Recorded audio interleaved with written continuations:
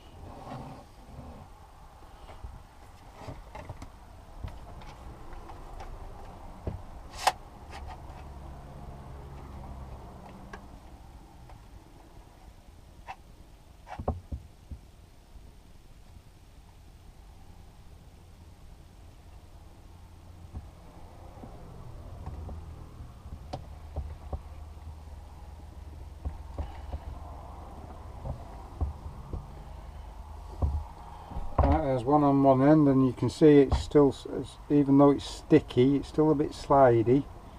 So got one on one end.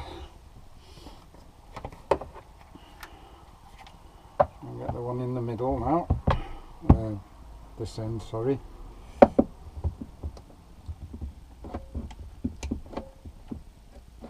One good thing about these adjustable clamps like that, it allows you to work, it allows you to grip the work without over tightening it. So now I can make sure it's married up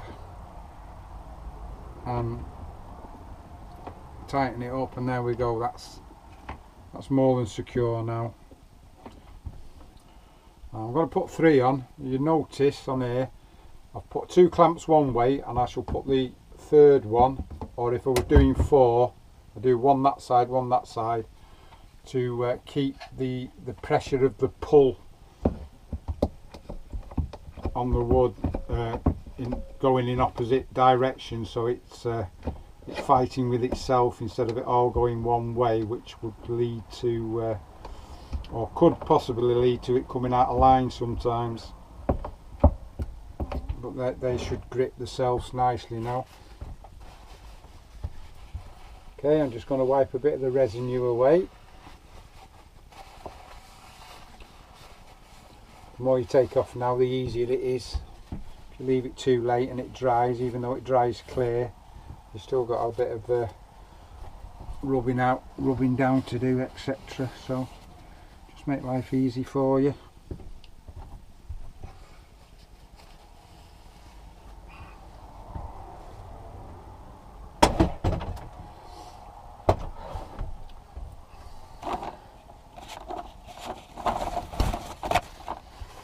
That's it. I shall leave that for 24 hours now.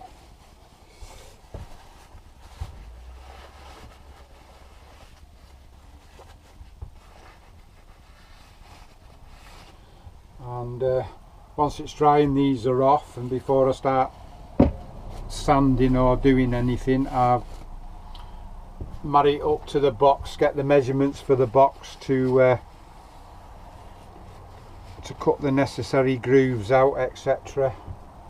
But that won't be until tomorrow anyway. Speak to you later, thank you. Alright, so while the glue's drying on the necks, I've got one fretted fretboard and one unfretted fretboard. So what I'm going to do, I'm going to mark the positions of the frets onto the unfretted fretboard. You see the unfretted one is a lot wider. It's probably because it's I don't know, cheaper wood maybe. I don't know. So I'm going to put them face to face, and then I'm going to line the cutout that we've got for the nuts. I'm going to use that as my starting point.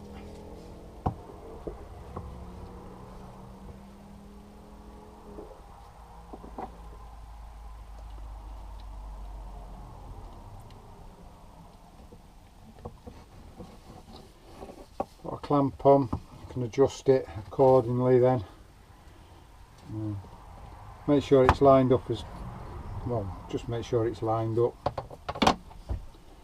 Right, put the two together so you've got a straight edge on the side you're going to mark because of the two different widths.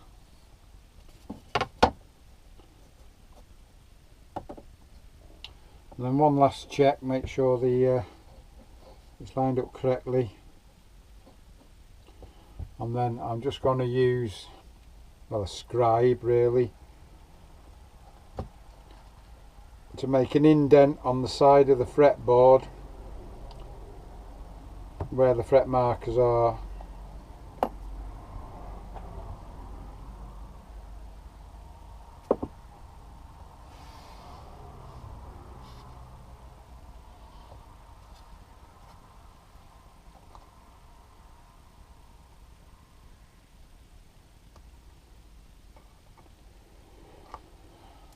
Okay, so then we're done.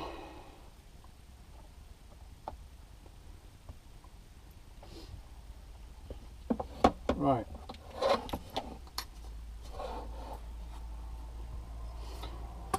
And then I'm going to use the set square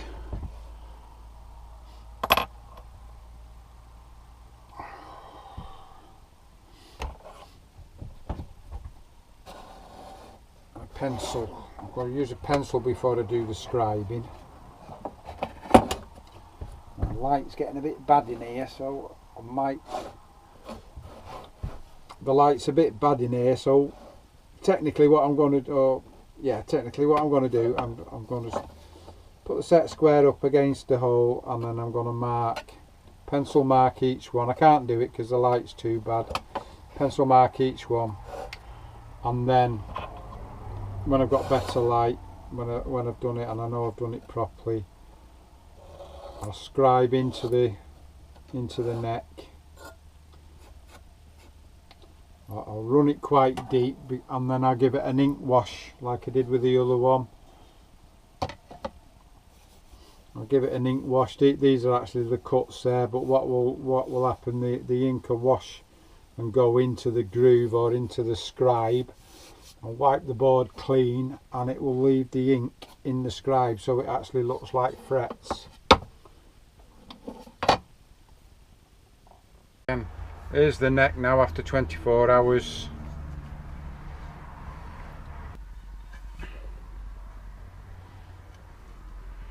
That looks solid enough. That piece will be cut off now because it's not going to serve any purpose. This is the one I said that I've extended